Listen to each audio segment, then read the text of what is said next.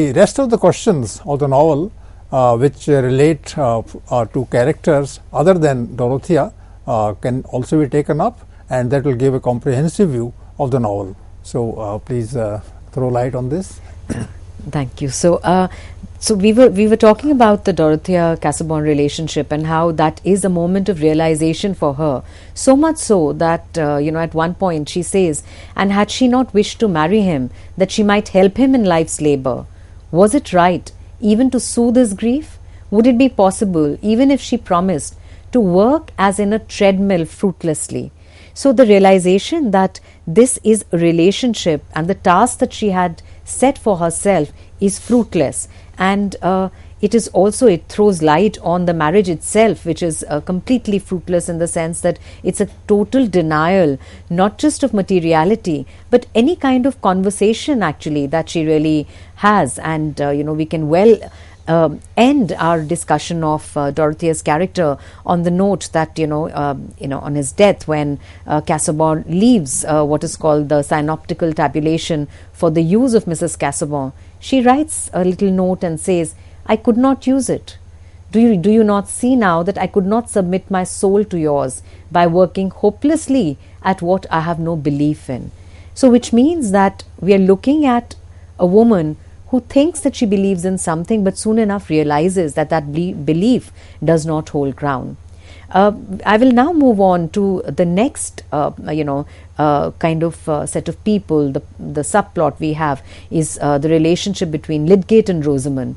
And it's very interesting to mark how Rosamond is somebody, almost, I would say, conforms in a sense to the kind of heroine that George Eliot is very critical of actually in silly novels. She's very proper in every way. And even when, there's an argument or there is, a disagreement of some sort, Rosamond is somebody who's able to kind of, she just holds her own all the time, and is very, very, almost turns cold, in that sense. But to begin with, Lydgate is completely Lydgate, who's a doctor by profession, and this is a novel that also tells us a lot about reform in the sphere of medicine in the medical history. If you look at it, it is something that's very, very important, because in the 19th century, the figure of the doctor actually, through the medical act of the 19th century, really speaking,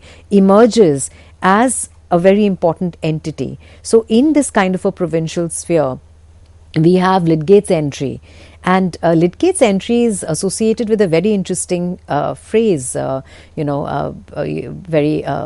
commonly remembered, which is spots of commonness. So Lydgate's spots of commonness lay in the complexion of his prejudices, which, in spite of noble intention and sympathy, were half of them such as were found in ordinary men of the world. So this is how, we are introduced in a sense to Lydgate. And Rosamond, of course, is somebody who's, she's, as Lydgate says about her, she is grace itself. She's perfectly lovely and accomplished. That is a woman ought to produce the effect of exquisite music. And when she in her conversation with Lydgate, when she calls herself a very raw girl, Lydgate is surprised. Do you call yourself a raw country girl? Now Jane Austen onwards, and in fact even much before that, the whole idea of a woman as an accomplished woman, the word accomplished has a lot of meaning. So Rosamond is presented to be that accomplished woman, and she's somebody who really speaking, her relationship with Lydgate just does not work out, and in a sense, soon after the marriage, it is a relationship that only continues to deteriorate, because she's somebody who wants to kind of maintain her house in a certain manner. She wants to project the best. She's very excited that Lydgate's family has noble connections. What would you say about the Lydgate-Rosamond relationship, Professor? No, I'm caught by the phrase that you use, spots of commonness, and I was wondering as to what exactly this would mean. There is a researcher, there is an idealist, there is a person who is totally devoted to science, and all his life also would be short for the kind of mission that he has. And he has no business to marry.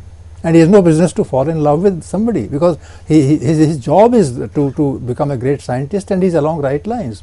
But then at some point of time, he is distracted from there and goes into the ordinary things of emotion, this and that, and he has to manage a house, he has to earn money for himself, for his wife, and all those things. So why is he wasting his time in matrimony? And I think the writer is telling very clearly that this man was meant to make history, and finally he started managing a home, and that took away all his energy, and he was famous. He was going to be a famous scientist, but then he was just looking after the house, its decoration, as you say. So this is a spot of commonness, and this is there in the brightest of minds in a society, and this was the case so far as he was concerned.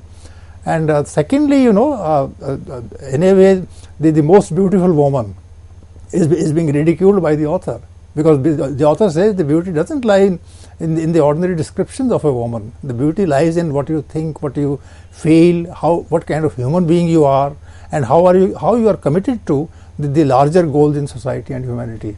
So these things are totally missing in the case of these people, and the most beautiful woman is the most barren. Yes. So from that point of view. In fact, for the most of the novel, we actually see there is this talk about the new hospital that Lydgate is working towards. Then, in terms of medical reform, he's very clear that he's not going to take a percentage from the druggists, and he's going to actually only prescribe the drugs and, not dispense any drugs. So he's trying to do new things, and it fetches results. People are getting cured. And however, soon enough, it's the spots of commonness that work their way into his life. And getting into matrimony is something that is seen as very, very detrimental in a sense to his mind, his vocation.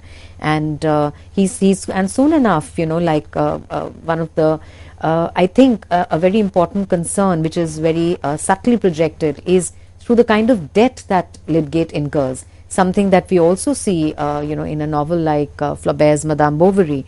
The whole idea that, having succumbed to the temptations that the aspiring middle class, really speaking, has, he too has given into that temptation through matrimony, and is soon enough in debt, a debt that is, first repaid by Bulstrode, that only fetches him infamy. And it is only when, Dorothea kind of pays the money that, there is a little bit of his dignity that's salvaged. But he kind of, dies early. He's not really able to do with his life what he had set out to do. See the kind of tragedy this man has. Yeah. He could do so much, and he's one of the most powerful people in the country. And he's interacting with lots of people. And this person is systematically destroyed by his wife. Systematically. Yes. So much that he can't do a thing. And he was not born for all this. So what I thought was that when I was reading the novel first, then I thought that he had lots of traits common to him and to Dorothea, but they would never meet. He would meet somebody else, and she's a talk of the town and all those things. So genius sometimes has this kind of a tragic ending. And this succumbing, actually, you're absolutely right. It's one of, I think, the unlikely relationships that's never really hinted at, in the novel, and deliberately at that, because there's a point that George Eliot is making. I think that relationship is Lydgate and Dorothea. Both of them are idealists, and both of them they have a mission in life. The mission is to spread goodness, to bring in change of some sort. And that change rests not on, a self-seeking sort of sensibility, but the change rests on the kind of goodness that they want, not for themselves but for the society. And that in a sense it never really translates into action. It's also very interesting that Lydgate does not remain in Middlemarch, and of course even Dorothea and Will Ladislaw also kind of move away. So I think that's again a very important point, almost like marching through this provincial space. So with this, we move on to another set of characters, and at a first read, one might really not give that kind of significance, but if a close reading of the novel actually reveals that there are so many chapters and pages devoted to the Garths, Mary Garth and Fred Vincy's relationship, and of course Mary's father Caleb Garth also. So and a very, very interesting and another kind of moment is brought into the novel, as Mary says that her family basically rests on hard work, and this continuing to work, continuing to be good despite adverse circumstances, despite options that might make your life comfortable, but to reject such options is what the Garths actually bring in. So for instance, Mary says that I should be ashamed to say that I loved a man who just always who's be hanging on others and reckoning on what they would do for him. And she totally rejects this idea and says that this is not something that is to be accepted, and she's very, very critical of Fred throughout, and it is because of I think the kind of push that Mary gives Fred that he turns out to be the kind of person that he does towards the end of the novel. So I think and again, Caleb Garth, even when he's given a very, very comfortable job, when he gets to know about Bulstrode and the way he has made his money, he stops that work. There was probably no reason for him to do so, but he wanted to make a point, and in doing so, Caleb Garth, he asserts himself and asserts his goodness, and makes a choice. And I think the Garths kind of bring in that sense of Christian morality into the novel. So, what would you say about Mary and Fred and Mary the Garths in general? Mary is a true Christian soul. She believes in poverty, she enjoys poverty, and she enjoys hard work. And this is the kind of people Christianity should have produced in the 19th century. But she is one of the rarest kind. And the person she loves is a wastrel, and she is always looking at him in dismay. And there is another person who loves her, and Yes. she might have married him. But she says, no, you don't deserve me, you don't need me. But I'm needed by Fred, so Yes. I'll marry him. So this kind of sweet things. It's a different kind of picture that the novelist presents, where a woman is an epitome of goodness and morality, and she is so simple, she is so innocent, at the same time very firm. So such characters were scattered all around England. They would be in the countryside, and they would be living a very satisfied kind of a life of idealism, and very quietly these characters are picked up, and they are presented somewhere in the picture, and they shine forth there. So I like Mary's character that way, and there are other idealists also, and they also live a very simple life, and they'll keep on serving humanity to the extent they can. And the novel is so many characters.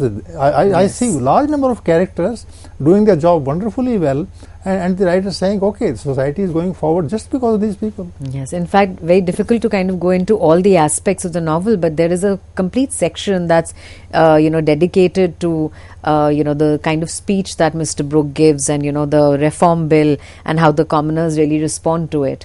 But before we actually head there, I think if you look at George Eliot's craft, I think something that Fairbrother says, he tells Dorothea that character is not cut in marble. It is not something solid and unalterable. It is something living and changing, and may become diseased as our bodies do. I think this acceptance of the reality of human life and the possibility, in fact the only possibility is that of change. I think this is something that is asserted by George Eliot, I think, in her delineation of the various characters, and as you rightly pointed out, that there's a broad range, a very, very broad range. It's like a panoramic vision that we have of the kind of society that existed around 1830, and one can only imagine what it must have been like to think about, for instance, about the reform bill, and the reform bill, which was actually technically called an act to amend the representation of the people in England and Wales, or a representation of the people act. And which is why Ms. Brooke's speech begins with, gentlemen, electors of Middlemarch. I think this realization of the fact that people will now have the right to vote, and so they go ahead and they say that, however, towards the end they say that blast your ideas, we want the bill. So this idea of the reform bill is very well integrated. The references to Peel, references to the political situation of the time, I think. And what George Eliot does is she does it in a very, very subtle sort of manner. It's not, it's there, it's weaved into the lives of the people. It's not something that stands out as an episode. In fact, no one episode is going to kind of, even the most intense ones are weaved in such a manner that, it's part of people's lives. And that is what she seems to be depicting. And I think that is what brings her very close to a writer like Balzac in France. So, if we move on to another very, very important relationship that finally materializes in this novel, which is that of Dorothea and Ladislaw, Will Ladislaw. So, where she says that to love what is good and beautiful when I see it, said Will, but I'm a rebel. I don't feel bound as you do to submit to what I don't like. And I think it's this idea that Ladislaw, who does not conform to anything, and he too on his part does not give in to the lure of money, because Bulstrode offers him, in a sense, what would have been his inheritance, but Ladislaw rejects that, because he says Dorothea would not kind of expect him to, really speaking, do this. And he's an artist, he wants to express himself, he's the editor of the newspaper, so which means Ladislaw is somebody who's dealing with ideas. And this is why it is this aspect, I think, of Ladislaw, and that draws Dorothea towards him. Something that she had thought that Casaubon was capable of. However, he was totally dull. And we must remember that Casaubon represents the clergy. So I think George Eliot is making a very important point, that static ideas, really speaking, do not translate into anything. It's ideas that are capable of representing the times, of challenging the times, of raising questions, which is what Ladislaw is doing. I think that is where the potential lies. He has a kind of color, that colors the entire landscape. The moment this person appears, everybody is fixed into a place. So that's the fascinating aspect of Will Ladislaw. And I would like you to say something about the name of the person, and as well as what he does in the novel. I think there is a villain in the novel called Bulstrode. So please say something about Bulstrode. So I think as the name, of course, is tells us about the kind of strides that he really makes. The kind of wealth that he has made and has deprived Ladislaw of his inheritance, and has married his grandmother and made his money. Now Bulstrode has obviously hidden that aspect of his life, and is now somebody who's politically very important. It's only at the end of the novel that Bulstrode loses his sheen, but for the most part in this novel, he's the one, in a sense, who calls the shots. He and Featherstone, they are two people who are very, very important in Middlemarch society. So we need to ask about these people who are politically very important. One really needs to go into their lives and dig into them to see where they have kind of made all this money from.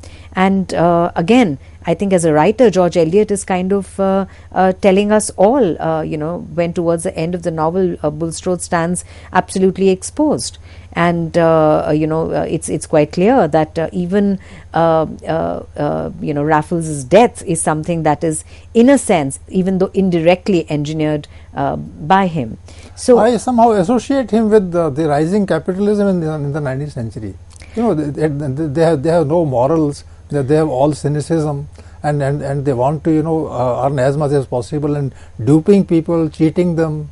So there is that kind of a world. Absolutely. There is no sense of value. That, and I think what George Eliot is correctly drawing our attention towards is the fact that people who are now, socially very important, they have made money by any which means that they could, and by, literally on the blood of other people, and are now, just by the sheer presence of capital in their hands are people who have become very, very important. And Bulstrode is a classic example of this. Now, at the end of the novel, he may have lost all that, but at the same time, it's that trajectory of kind of making this kind of money that George Eliot is drawing our attention to, and Ladislaw's complete rejection of that money, I think, is very significant. And I think we need to also kind of bring in a character who's only referred to, and we don't see that character, is Ladislaw's mother, Julia. The fact that she decided to kind of reject the strictures of society that she was a part of, and she wanted to go to the stage, I think that is also very, very telling, and that kind of rebellious spirit, in a sense, is something that we see in Ladislaw, who wants to be on the fringes, who actually does not want to be a part of mainstream society, in a sense, the way the others are. So yes, this novel is in that sense about the cruelty of capital, actually, and the way in which it is amassed and the way in which it is used to exercise both social and political pressure. So I think another, this is where we really speaking, need to kind of again go back to George Eliot's method, in a sense, and she talks about the whole idea of sympathy, and she says all the more sacred is the task of the artist when he undertakes to paint the life of the people. So she writes this in The Natural History of German Life, and I think natural and history are two interesting words that are clubbed together. So natural is also in the sense of the material, looking at nature per se, recognizing what is there, and yet it is not simply empirical. It is a deeper understanding of the way in which society operates. So this is where when she says that the task of the artist is to paint the life of the people, and I think that is a task taken up and fulfilled in a novel like Middlemarch. Again here, the greatest benefit, she says, we owe to the artist, whether painter, poet or novelist, is the extension of our sympathies.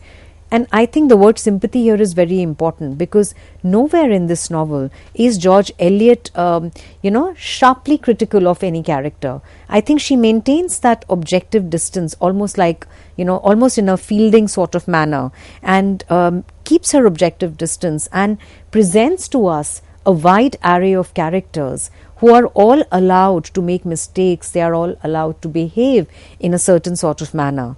And I think that idea of sympathy, which of course is very, very important, I think, to George Eliot as a writer.